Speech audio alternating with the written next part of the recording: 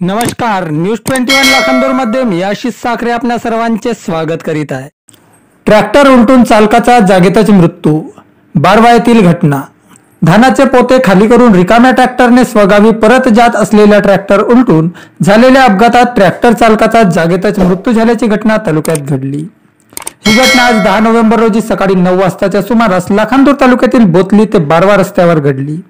उमेश धर्मपाल किरसान वय 35 वर्षे असे घटनेतील मृत ट्रॅक्टर चालकाचे नाव आहे। घटनेच्या दिवशी सकाळच्या सुमारास पारडी येथील शेतकऱ्यांच्या शेतातील मळणी केलेले धान ट्रॅक्टरमध्ये भरून बोतली येथील आधारभूत धान खरेदी केंद्रांवर पाठविले। धानाचे पोते उपसून ट्रॅक्टर चालक खाली ट्रॅक्टर घेऊन बोतलीवरून पारडीकडे परत येत होता।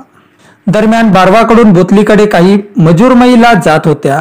मात्र रस्त्याच्या कडेला शेतकऱ्यांनी कित्येक दिवसांपासून काही दगड काढून ठेवले असल्याने महिलांना वाचवण्याच्या प्रयत्नात ट्रॅक्टर चालकाचे नियंत्रण सुटले।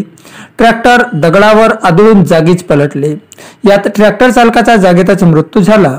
या घटनेची माहिती दिगोरी पोलिसांना मिळताच दिगोरी पोलीस स्टेशनचे पोलीस निरीक्षक प्रमोद शिंदे घटनास्थळी दाखल झाले।